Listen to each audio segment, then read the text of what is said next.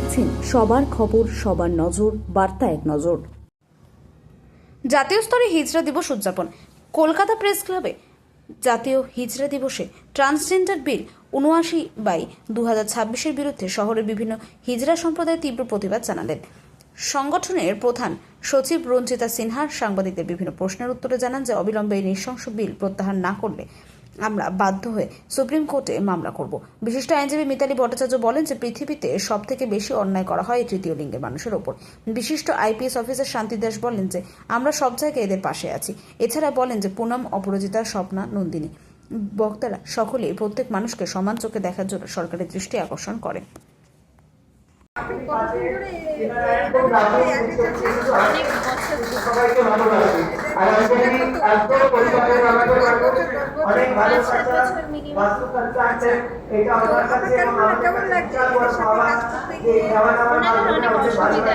আমরা সমাজে তো ওদেরকে মানুষ বলেই মনে করি, এবং ট্রান্সজেন্ডার কমিউনিটিটাকে একসময় অন্য চোখে দেখা হয়, এবং সেই কারণে ঠিক যেরকম সেক্স ওয়ার্কার্সদের একটা কমিউনিটি আলাদা এদেরকেও ক্লাস ঠিক মানুষের ক্যাটেগরিতে ফেলা হয় না, কেন কি নারী আর পুরুষ হলে মনে করে সমাজ যে মানুষ স্বাভাবিকভাবে ট্রান্সজেন্ডাররাও যে মানুষ হতে পারে সেই জায়গাটাই কোথাও আমাদের মানুষের আমাদের সমাজের অনেক মানুষের সেই বোধটাই, সেই জন্যই এদের অসুবিধাটা, এদের প্রত্যেক পথ চলায়, প্রত্যেক পদক্ষেপে এদের অসুবিধা অনেক, এবং সেই জন্য আমি সবসময় চেষ্টা করি যাতে ওদের ট্রিট একটা মানুষ হিসেবে, এবং সেই জন্য অনেক বছর ধরে ওদের লড়াই, ওদের সুবিধে অসুবিধে নিয়ে আমি ওদের পাশে আছি, এবং একটা পরিবারের মতো ওরা আমার সাথে আছে।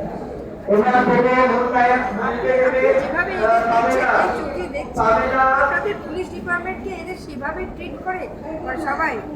আমি তো ঠিক পুলিশ অ্যাডমিনিস্ট্রেশন হিসেবে এনাদের সাথে আমি রয়েছি একটা মানুষের পাশে, একটা মানুষকে যেভাবে দাঁড়াতে হয়, এবং যেহেতু একটি প্রশাসনিক পদও রয়েছে, তো স্বাভাবিকভাবে প্রশাসনের তরফ থেকে যদি কিছু এদের সাহায্য লাগে তো চেষ্টা করি যে তাদেরকে সেইভাবেও সাহায্য যাতে করে।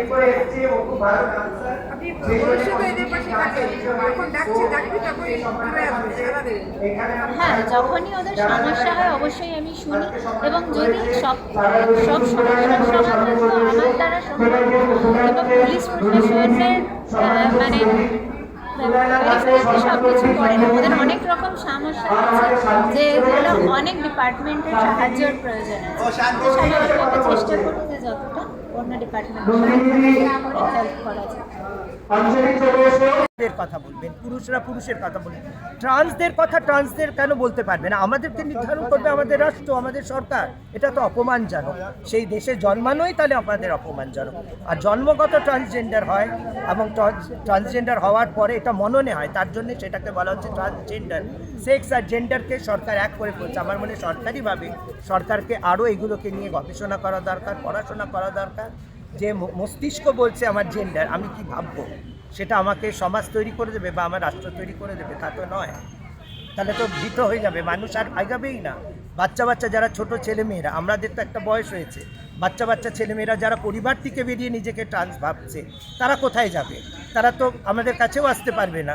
পরিবার থেকে বেরিয়ে, সমাজ থেকে বেরিয়ে তারা নিজেকে কোথায়, কোন বাবা মা মেনে নেবে তার ছেলেমেয়ে ট্রান্সজেন্ডার হবে? কোনো বাবা মা মেনে নেবে না, কোনো ভাই বোন মেনে নেবে যে আমার পরিবারে একটা ট্রান্স জন্মা? কেউ মেনে নেবে না, সমাজ মেনে নেয় না বলে আজ আমাদের এই অবস্থা। আপনারা রাজ্য সরকারের কাছে কি দাবি যাচ্ছেন? রাজ্য সরকারকে আলাদা করে তো কিছু বলার নেই। আমি নিজে রাজ্য সরকারের বোর্ডে ছিলাম, আমি সেখানেও দেখেছি অনেক অনীহা আছে। তাহলে কি সরকারদের নিজেদের রাজনৈতিক টানাপোড়েন নিয়েই তারা ব্যস্ত, তারা কোনো সময় উন্নয়নের কথা বলে না, বিশেষ করে ট্রান্স উন্নয়নের কথা। আপনি দেখুন, একটা জায়গায় পশ্চিমবঙ্গে কোনো জায়গায় একটা প্রার্থীকে দাঁড়া করিয়েছে ট্রান্সজেন্ডার, তাহলে ট্রান্সজেন্ডারদের কথা কি রাজ্যসভায়, কেন্দ্র সভায়? এদিকে আমাদের নিয়ে বিল পাস করে দিল, কিন্তু কেন্দ্রে রাজ্যসভায় একটাও কি ট্রান্সজেন্ডার প্রতিনিধিত্ব আছে যারা এটা নিয়ে আওয়াজ বলবে বা কথা বলবে? আজকে মহিলাদের জন্য সংখ্যা নির্ধারণ করা হয়েছে যে এত সংখ্যক মহিলারা ইয়েতে থাকতে পারবে, তাহলে সেখানে ট্রান্সজেন্ডারদের জায়গা কোথায়? তাহলে ট্রান্সজেন্ডাররা যেখানে কোথাও নেই, সেখানে রাজ্যসভায় কেন্দ্র সভায় এই বিলটা পাস করে দিল, সেটা তো খুবই অমানবিক। আপনার নাম? আমার নাম রঞ্জিতা সিনহা, ট্রান্সজেন্ডার অ্যাক্টিভিস্ট, আর আমার সংগঠনের নাম association of transgender Indian Bengal. দিদি, আগামী দিনে সুপ্রিম কোর্টে আপনারা কোনো ফাইল বা এইসব জাতীয় কিছু চিন্তা ভাবনা করেছেন? আপাতত আমরা রাজ্য দিয়ে শুরু করব। আমাদের সুপ্রিম কোর্টে আমাদের দুজন প্রতিনিধি আমাদেরই পরিবারে, লক্ষ্মীনারায়ণ ত্রিপাঠী এবং জৈনব প্যাটেল, এনারা দাঁড়িয়েছেন। আমরা রাজ্যতে এটা নিয়ে আওয়াজ তুলতে চাইছি। দেখা যাক আমাদের হাইকোর্ট কী বলেন। তারপরে নিশ্চয়ই আজকে এখানেও লয়াররা এসেছিলেন এই প্যানেলে, তারাও বলেছেন সুপ্রিম কোর্টের যে কোনো খরচা তারা দিতে রাজি এবং তারা আমাদের হয়ে আমরা পিটিশনার হব।